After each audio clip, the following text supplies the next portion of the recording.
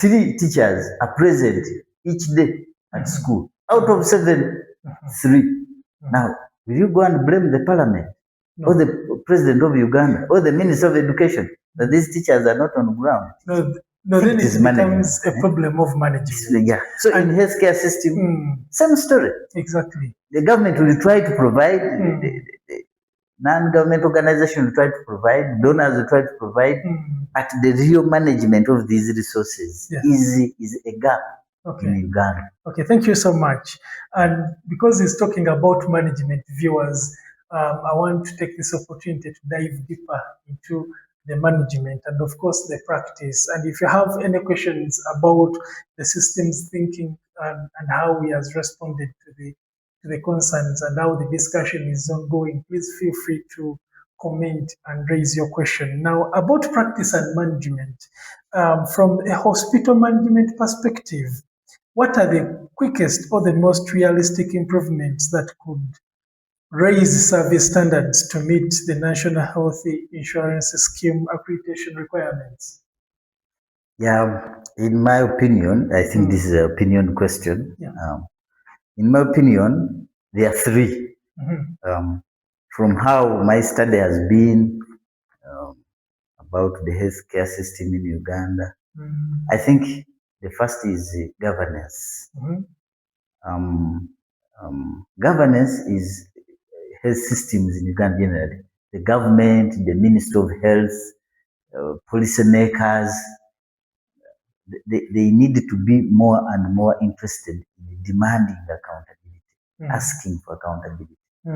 We provided this. This is what we spent on the budget to score these healthcare needs or targets. You are a hospital, you director, you management of the hospital. How far? What have you done to achieve this? Empirically, give us data, give us indicators, give us proof that you are doing this.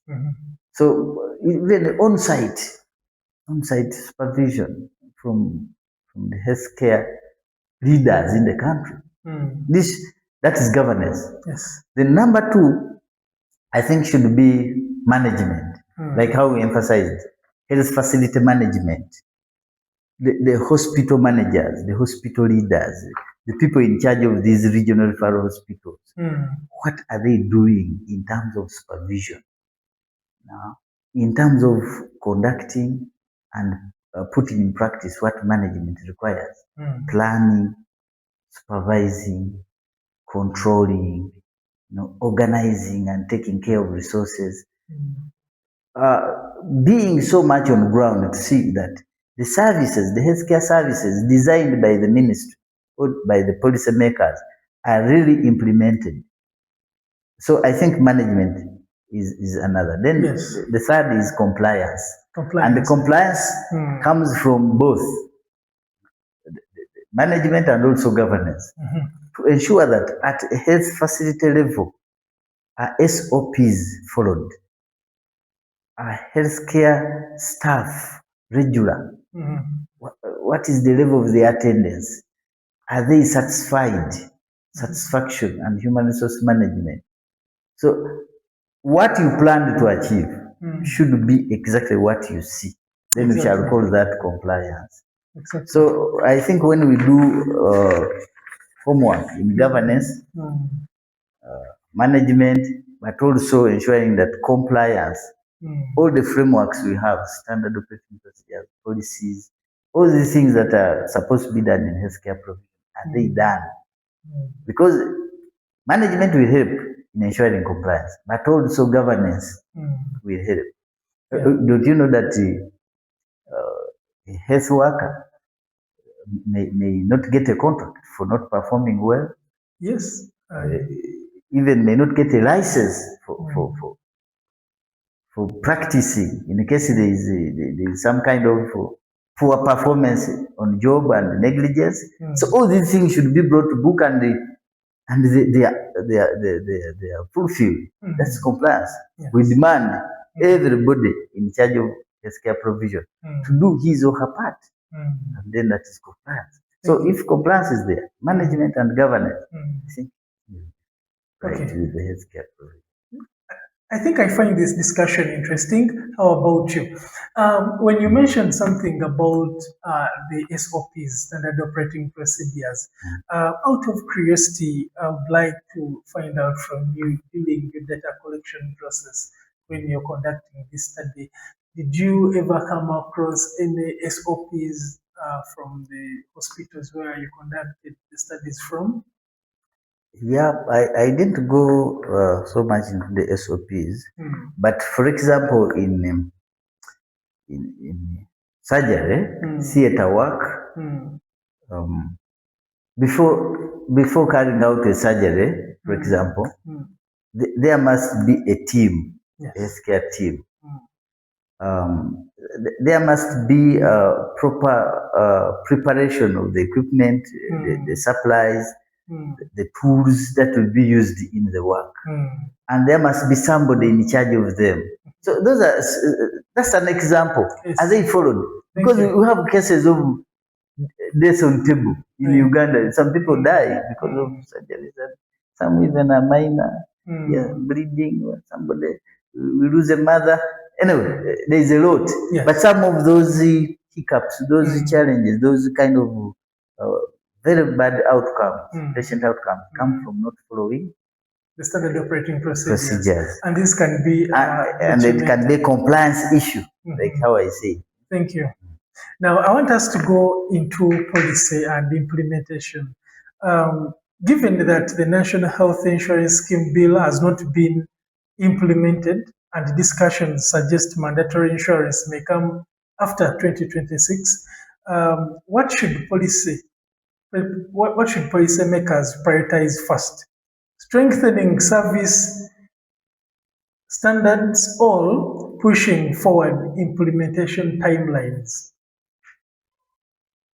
I think basically you read my recommendations, and I don't support delaying national health insurance scheme in Uganda. In fact, I strongly recommend that it should have started as early as yesterday.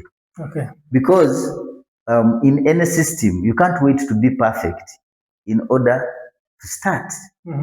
But you have to improve, you have to garner strength in the process.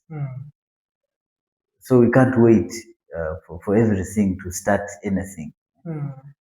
I would go for strengthening the health systems, especially services, healthcare service quality. Okay. Instead of delaying the national health insurance scheme. I understand. Because it is easy.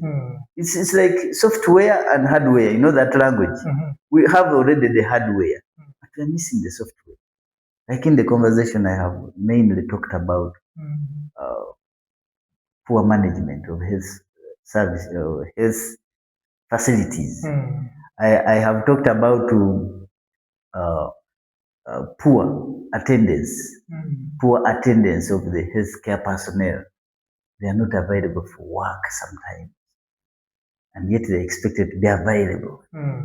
So if you postpone implementation of national health insurance scheme, you think this will be worked upon?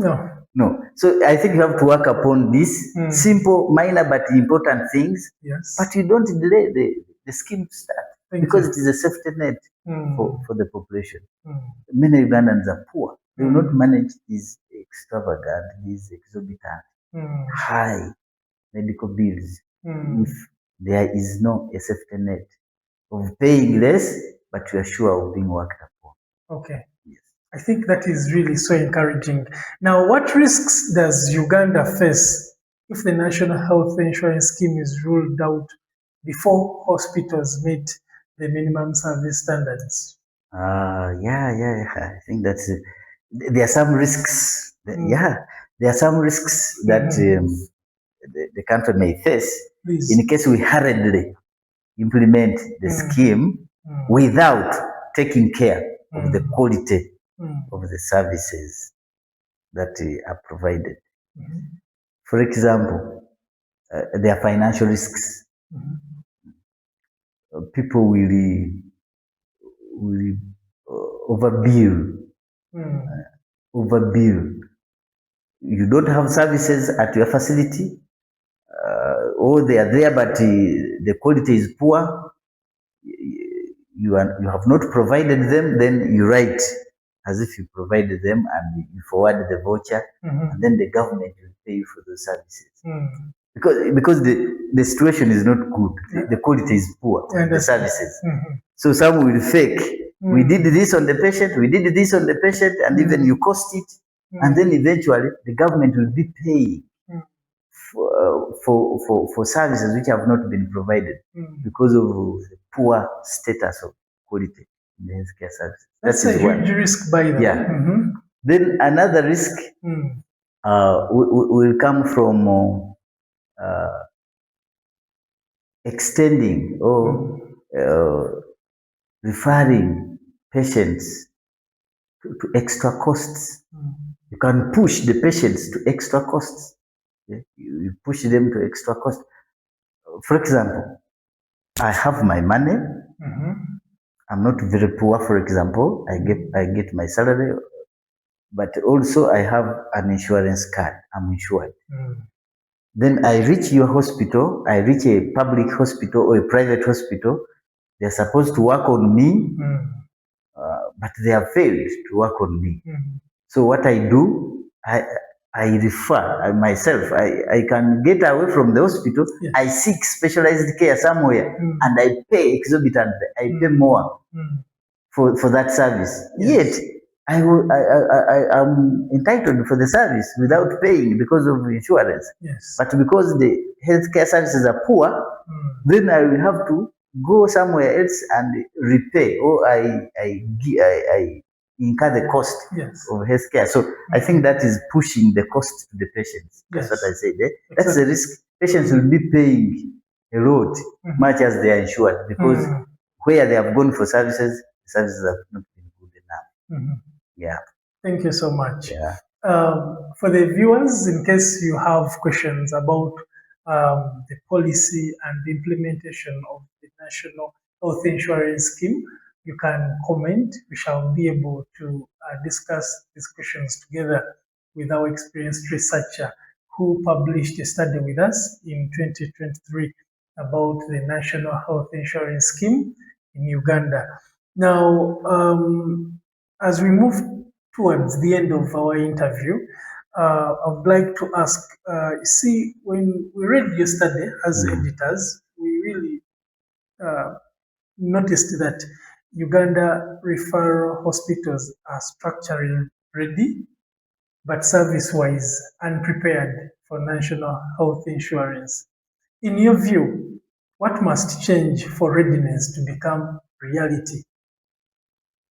Yes, I think we have to work on the management of health facilities. We have to work on awareness of the country, of the population, about the benefits, about their rights in seeking health care. And we should also think about human resource management, the typical management of healthcare workers, because they are key in healthcare provision.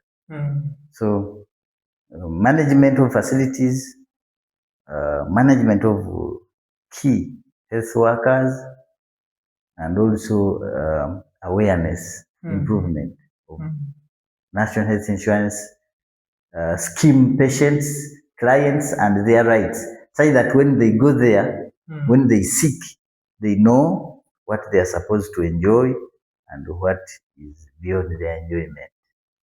Thank you so much for these insights. This conversation really highlights an important lesson.